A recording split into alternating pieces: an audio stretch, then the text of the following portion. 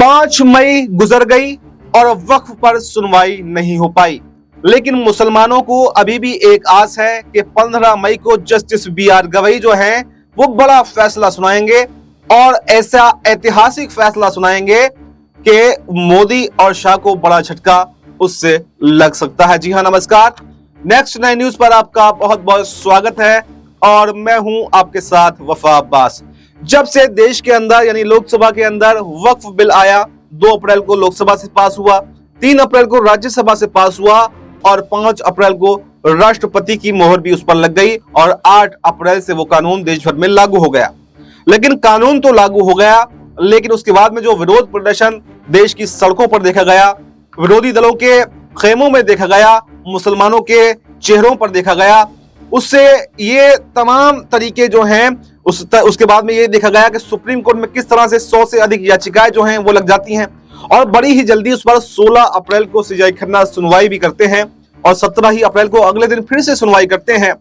लेकिन उस सुनवाई में बड़ी राहत तो मुसलमानों को मिली, क्योंकि जो अमेंडमेंट यहाँ पर सरकार ने किए थे और जो मुद्दे यहाँ पर उसके विरोध में उठाए गए थे, उन तमाम मुद्दों पर रोक जो है वो सीजेआई खन्ना ने लगा दी थी और रोक अभी भी वो जारी है। यानी कलेक्टरल का जो उसमें अधीन उसके संपत्ति कर दी गई थी वो अभी रोक जारी रहेगी।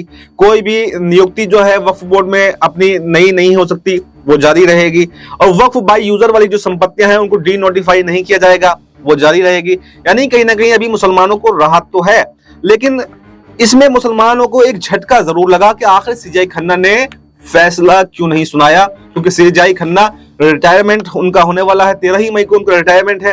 तो ऐसे में वो इसको केस को आखिर पेंडिंग क्यों छोड़ करके जा रहे हैं? क्या उनके ऊपर कोई दबाव है? क्योंकि उसके बाद में देखा ये भी गया था कि यहाँ पर बीजेपी की पूरी लॉबी जो है वो सीजेआई खन्ना को धमकाने लगी थी। खुद उपराष्ट्रपति रहते हुए जगदीप धनखड़ धमकाने का काम यहाँ पर सुप्रीम कोर्ट को कर रहे थे। उसके बाद में न सिर्फ उपराष्ट्रपति बल्कि बीजेपी के सांसद निशिकांत दुबे वो भी सुप्रीम कोर्ट को धमका रहे थे। और निशिकांत दुबे छोड़िए, आप पूरी की पूरी लॉबी जो है बीजेपी की वो धमकाने का प्रयास कर रहे थे। उसके बाद में जो हलफनामा दाखिल किया गया उसमें भी धमकाने का प्रयास किया गया, ऐसे आरोप जो हैं वो लगते हैं। तो सवाल यह है कि क्या उस धमकाने में सीजेआई खन्ना आ गए और उन्होंने अपने आप को इसके अलग कर दिया ताकि मैं बेदाग रहूं, रिटायरमेंट के बाद में मुझ पर कोई आंच नहीं आए, या फिर कौन सी ऐसी बात रही, ऐसी कौन सी वजह रही, वो स्पष्ट सामने तो नहीं आई। लेकिन ये बात साफ है कि अब इसकी सुनवाई जो है 15 मई को होगी और जो अगले सीजेआई बनने वाले हैं यानी संजीव खन्ना ने ही उनकी सिफारिश की है, justice B R. Gavai.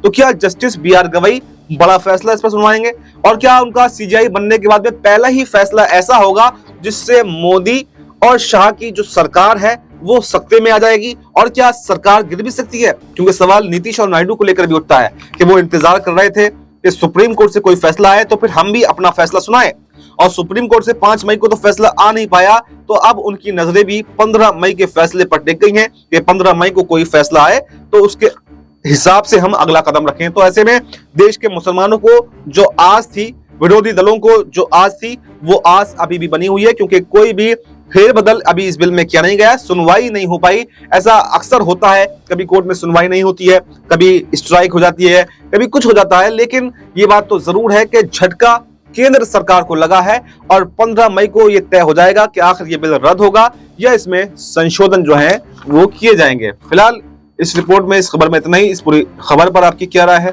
Comment box में अपनी राय जरूर दें और हमें दीजिए इजाजत। नमस्कार।